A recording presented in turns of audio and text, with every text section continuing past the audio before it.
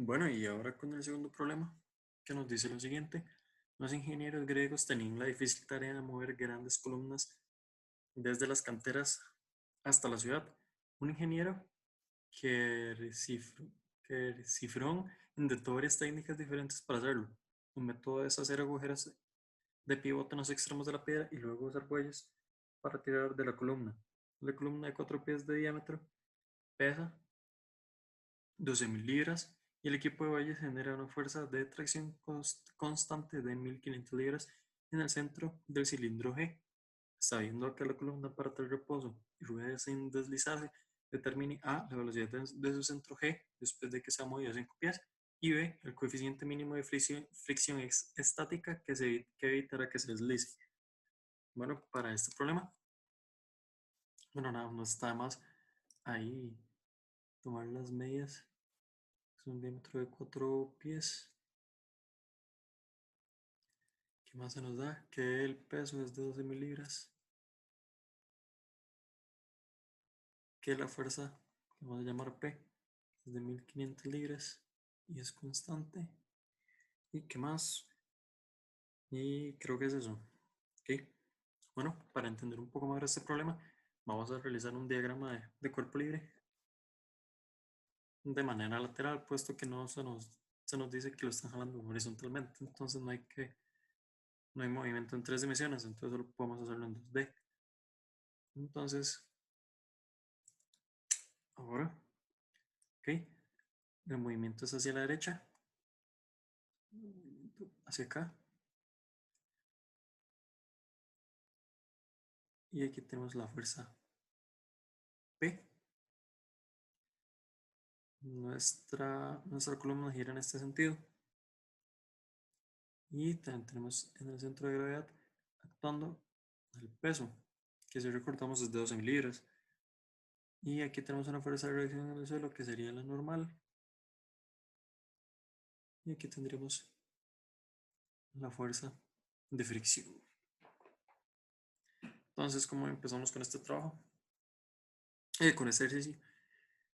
Bueno, se nos está diciendo por inicio que no es lisa. ¿Qué quiere decir esto? Que este punto de acá, el punto de impacto, es un centro instantáneo porque tiene velocidad cero. Entonces esto nos va a ayudar muchísimo porque vamos a agarrar este punto de velocidad cero y podemos calcular la velocidad de, disculpen, de nuestro centro de gravedad, que lo vamos a llamar G. Entonces, ¿cómo hacemos esto? Entonces, como lo hemos hecho en ocasiones anteriores, agarramos, aquí tenemos la G, sacamos el brazo de palanca, que es que hagamos que es un ángulo cuadrado, sí, un ángulo de 90 grados, y que tenemos el centro instantáneo. Entonces vamos a ver que la dirección de la velocidad está en x positivo. ¿Ok?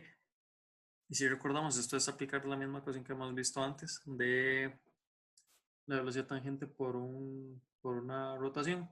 Entonces tenemos que la velocidad es igual a W R. Bueno, sí, por XR. Bueno, cruz R. Entonces aquí, y recordemos que podemos tratarlo también como una multiplicación siempre que sepamos cuál es la dirección de la velocidad. En este caso ya sabemos cuál es la dirección, que es en y positivo. Entonces podemos llegar y decir que nuestra velocidad angular es más bien V entre R. Entonces este término nos va a ayudar más adelante para resolver el problema. Hay que recordar algo, que el momento inercial de un disco es igual a un medio de la masa por el radio al cuadrado. Entonces, ok, igual que el problema anterior, vamos a obtener la velocidad, la energía cinética en 1 es 0 porque parte del reposo, y en 2 es igual que en el ejercicio pasado, tenemos tanto el efecto por el movimiento lineal como por la rotación de la columna. Entonces aquí tenemos un medio de la masa por la velocidad al cuadrado, que es la velocidad de g, más un medio del momento de inercia de la columna por la velocidad angular al cuadrado.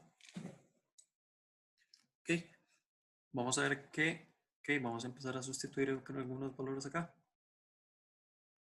Al cuadrado más un medio y g, bueno, el momento de inercia del disco sería un medio por la masa, que sería 12.000 dividido entre 32,2 por el radio al cuadrado. Y recordemos que nos están diciendo que el diámetro es de 4, entonces el radio es 2, entonces sería dejar esto en 4.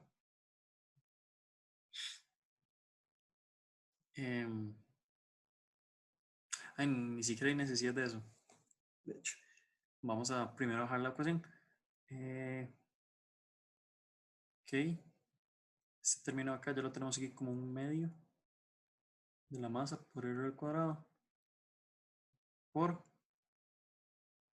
la velocidad angular, que si recordamos es v por r, v entre r, que esta velocidad sería la velocidad del centro de gravedad, y todo esto al cuadrado. Entonces, si vemos aquí, tenemos este radio al cuadrado y este radio también es al cuadrado. Entonces se nos van. Entonces nos queda que nuestra energía cinética en 2 igual a un medio de la masa por la velocidad del centro de gravedad al cuadrado más un medio por un medio por la masa por la velocidad del centro de gravedad al cuadrado. Y esto es nada más sumar fracciones, que esto sería un cuarto. Entonces tendríamos como resultado 3/4 de la masa por la velocidad del centro de gravedad al cuadrado. Y tenemos la masa. Bueno, indirectamente. Entonces tenemos 3/4 por 12.032,2 por la velocidad del centro de gravedad al cuadrado. Entonces, todo esto lo vamos a tratar, bueno, lo metemos en el calculador y vamos a ver que esto nos va a dar un valor de, yo les digo, 25.000 entre 161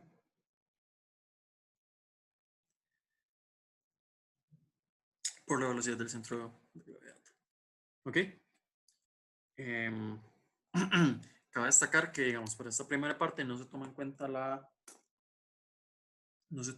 el trabajo realizado por la fuerza de fricción, porque no se nos da ningún dato de aceleración, no se nos está dando, si no se nos da el dato de aceleración, y con y no podemos obtener el valor de la fuerza de fricción, no podemos saber su trabajo. Por esa razón no se toma en cuenta, digamos, para lo que es la primera parte. Si fuera que nos dieran la aceleración, ahí sí podemos saber cuánto es el valor de la fuerza de fricción y cuál es el trabajo que realiza. Pero en esta parte no la vamos a tomar en cuenta por esta misma razón. ¿Ok? Entonces, ¿ahora qué nos queda? Bueno, ya tenemos la expresión para nuestra energía cinética en 2. Y este problema lo vamos a realizar por trabajo y energía. ¿Por qué? Porque aquí todo está a un mismo nivel de referencia.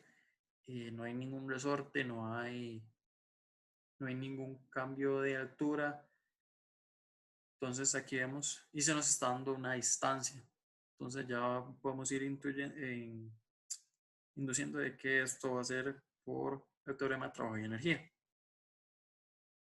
Entonces, igual aplicamos la ecuación que nosotros conocemos, que sería la energía cinética en 1 más el trabajo realizado por todas las fuerzas de 1 a 2 es igual a la energía cinética en 2.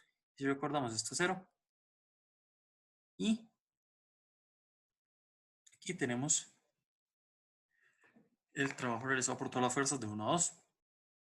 Y si recordamos, se nos da una distancia de 5 pies. Entonces, ¿y qué fuerzas actúan durante toda esta distancia? Bueno, como se los había dicho antes, solo vamos a tomar en cuenta lo que sería la fuerza aplicada por los bueyes. Disculpen, porque no conocemos el dato de aceleración y por lo tanto no conocemos disculpen, el trabajo que realiza la fuerza de fricción.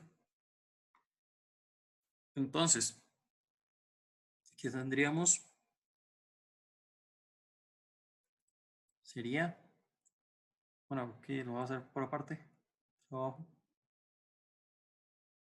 por la fuerza P, sería, P, sería 1500, que es la fuerza, por la distancia que actúa, en la que actúa esta fuerza, que serían 5 pies, que esto nos da un resultado de 7500 libras por pie. Entonces, aquí tendremos este resultado, que sería 7500 es igual a 45.000. Aquí ya vamos introduciendo los valores, porque acuérdense que tenemos esta expresión para la velocidad, que la tenemos acá.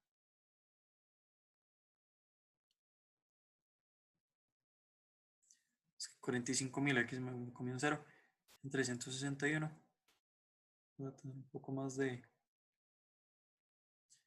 precisión con los datos. Entonces, y ahora esto es una ecuación común y corriente, nada más enviamos a dividir todo esto, nos queda 7500 por 161, 45.000. Y a todo esto le metemos raíz.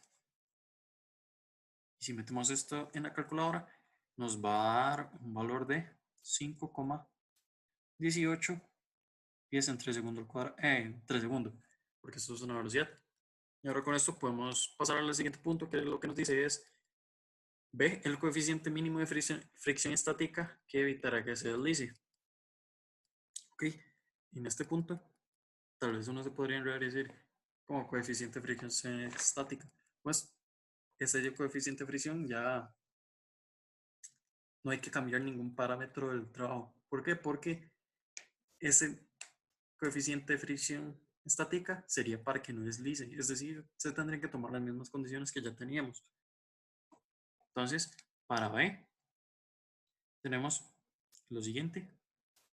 Como teníamos que la velocidad del centro de gravedad era 5,18 pies en 3 segundos, aquí podemos aplicar la siguiente lógica. Bueno, tenemos que es una fuerza constante. Una fuerza constante. Bueno, fuerzas constantes. Entonces podemos decir que nuestra aceleración también es constante, porque no hay ningún cambio en las fuerzas, se mantienen igual todo lo largo del trayecto. Entonces, aquí vamos a aplicar unas fórmulas que hemos aplicado por inicio del curso, que son las fórmulas de movimiento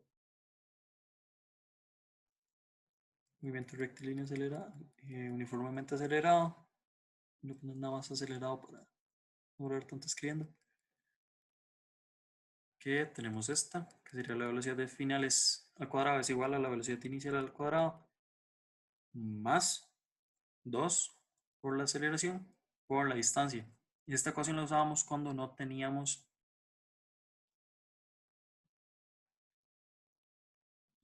t. Y si vemos todo el enunciado y todo lo que hemos hecho, no tenemos en ningún momento se nos da alguna unidad de tiempo de referencia. Entonces, igual aquí sería 0 porque parte del reposo. Y aquí sería, la aceleración sería igual a la velocidad al cuadrado entre 2 por la distancia de viaje o que recorre el cuerpo. Si vemos bien, esta velocidad final sería la velocidad del centro de gravedad que obtuvimos.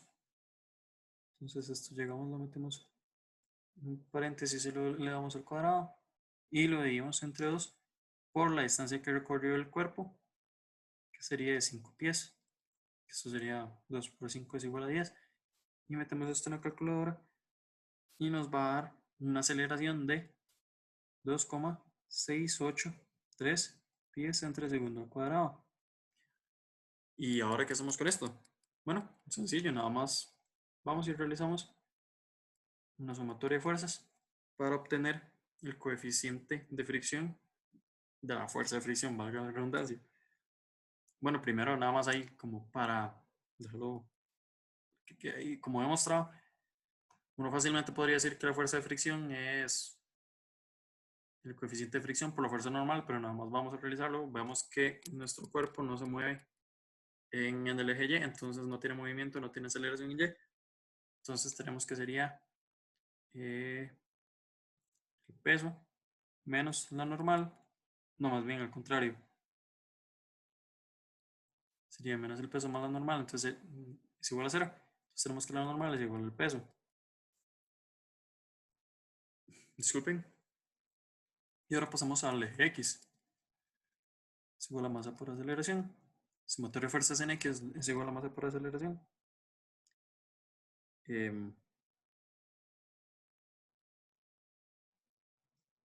Ok, y aquí vemos que en X solo tenemos la fuerza P y la fuerza de fricción. Entonces, y nosotros tenemos definida la P como una fuerza, bueno, siempre la fuerza de fricción va a ser contraria al movimiento, entonces la tomamos como negativa. Entonces sería masa por aceleración es igual a la fuerza P menos la fuerza de fricción.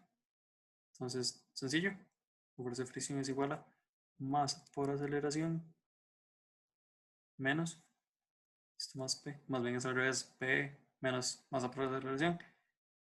Y recordemos que la fuerza de fricción es igual a la normal por el coeficiente de fricción, que sería P menos masa por aceleración. Y aquí ya enviamos la normal a dividir. Entonces sería P menos masa por aceleración dividido todo entre la normal. Le metemos los valores y recordamos P es 1500 menos la masa por la aceleración, y la masa era 12.032,2 por la aceleración, que si recordamos es 2,683, todo y entre la normal, y la normal es el peso, entonces sería nada más 12.000. Y metemos todo esto en la calculadora y nos da un coeficiente de fricción estática de 0,04168. Y recordemos que el coeficiente de fricción es un valor adimensional, es un coeficiente, entonces no tiene unidades. Y esto sería con el segundo ejercicio. Ahí tener nada más cuidado que cuando se nos dice que no rueda, que no se desliza, es que tenemos un centro, que hay un contacto, ¿cómo decirlo?, firme con la superficie, entonces no va a rodar, entonces vamos a tener un punto, un centro instantáneo, es decir, un punto de velocidad cero, que lo podemos usar como lo vimos acá, para obtener la velocidad del centro de gravedad. Y bueno, eso sería con el segundo problema.